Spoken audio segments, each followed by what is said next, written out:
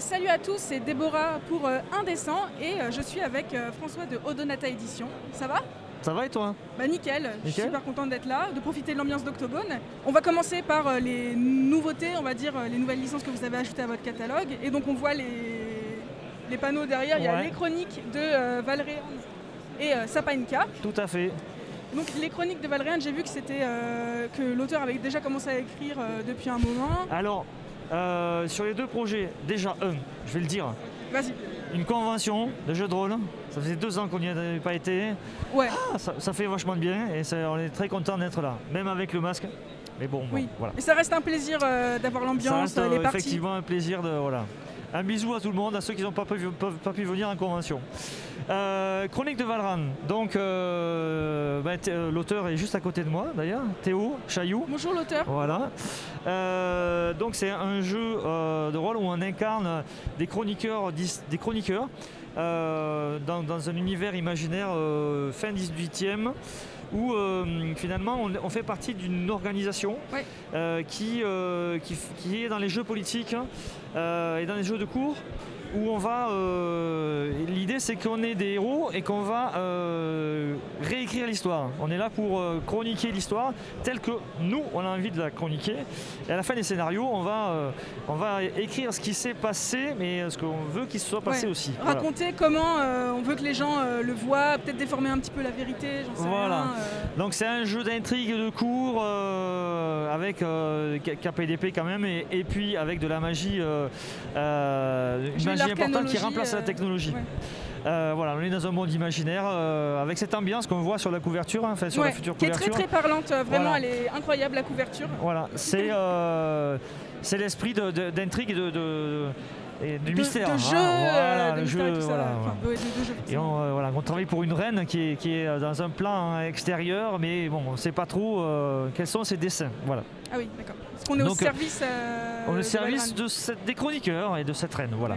Je ne peux en dire plus. Ah ouais, c'est vraiment. Ceux qui ont secret, voilà. Qui ont l'occasion de jouer, parce qu'il y a des parties qui sont en playtest. Ils en sauront peut-être un petit peu plus. Alors on a beaucoup de parties en playtest, donc avec Sectopia, Omega, les chroniques, Sapainka, mais d'autres jeux aussi qui sont en gestation.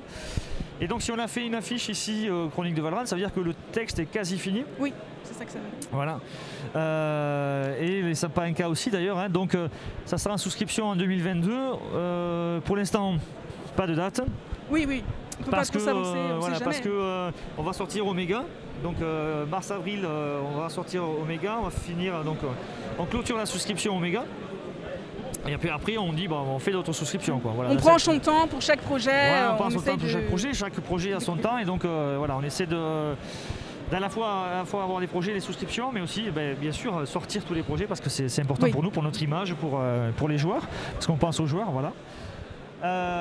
Voilà l'idée, donc les deux en 2022, mais bon à une date au moins au deuxième trimestre de 2022. Et puis on parlait ensuite de Sapainka. Donc qui est aussi une uchronie un petit peu pour le coup. Alors c'est une uchronie, là c'est pas un monde imaginaire, c'est une uchronie. Donc 16e siècle, on a un monde inca, on joue dans l'empire inca du 16e siècle, donc début 1530, voilà. L'idée c'est que les conquistadors sont arrivés et les dieux incas se sont manifestés pour les défendre. Et sauf que les dieux chrétiens, les dieux catholiques, chrétiens, ne sont pas manifestés pour défendre les conquistadors. Du moins dans l'Amérique latine, ils ne se sont pas manifestés. Le dieu ne s'est pas manifesté et donc il y a une confrontation, c'est pour équilibrer les forces aussi, divinité, technologie. Voilà. Donc c'est une logique d'opposition. Et donc on va jouer des élus incas, on est des amachaks, c'est-à-dire des agents de l'empire inca qui vont aller sur des enquêtes occultes, sur des enquêtes qui se trouvent avec les conquistadors, sur la recherche de civilisations perdues. Voilà. C'est un peu les cités d'or, quoi. Voilà. Oui, il y a cette vibe forcément autour de l'époque. Cité d'or. Et on est dans de la low fantasy, on n'est pas... on va jouer tu joues vraiment des enquêteurs, hein, c'est le propos. Les enquêteurs tu es le représentant du Sapin Inca. C'est un jeu historique, donc le peuple a une révérence vis-à-vis de toi. Et puis tu as des pouvoirs, un pouvoir animal et un pouvoir lié à ton dieu.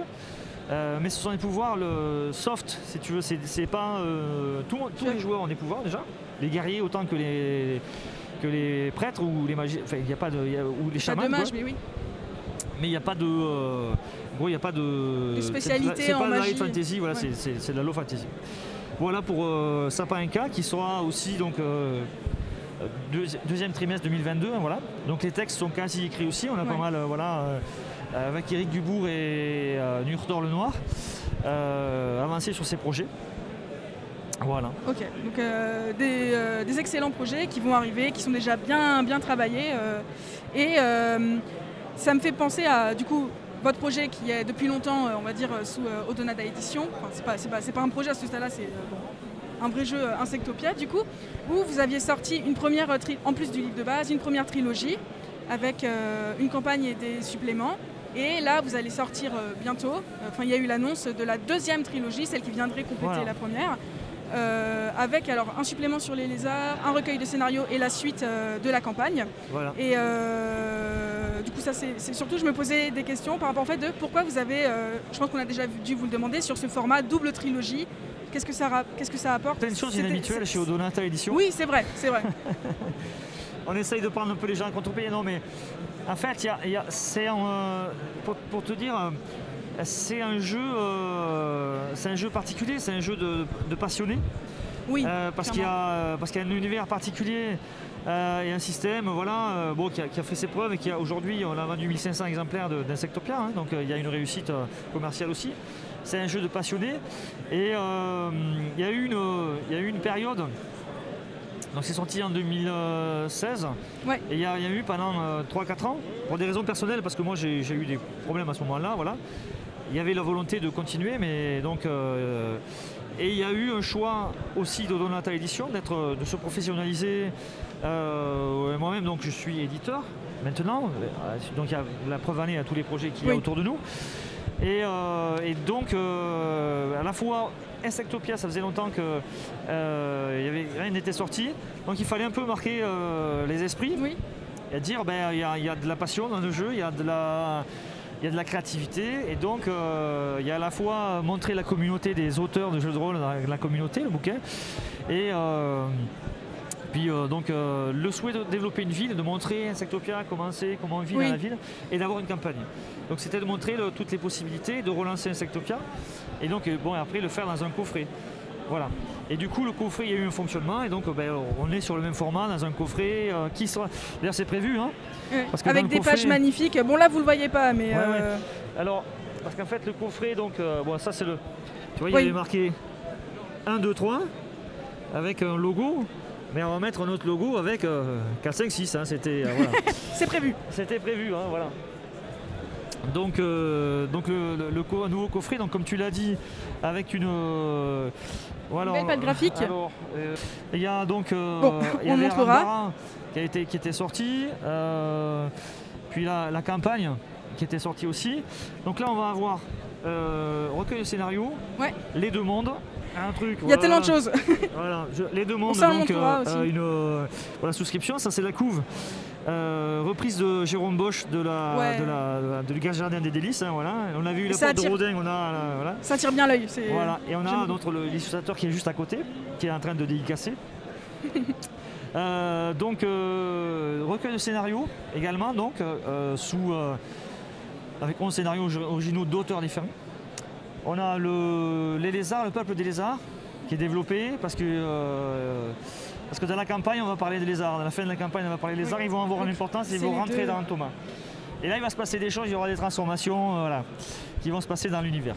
Ok, donc ça enrichit tellement l'univers qui était déjà insane. C'est vrai que c'est un magnifique supplément. magnifique suite qu'on attend avec grande impatience. J'espère que tout le monde attend avec impatience.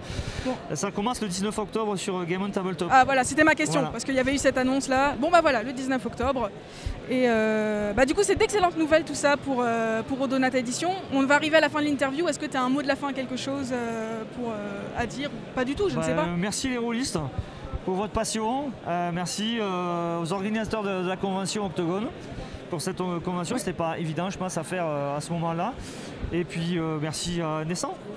Pas de problème. Merci à toi d'avoir répondu à nos questions. Et du coup, à bientôt. Parce qu'on aime bien avoir avec nous sur Indécent quand même. Oui.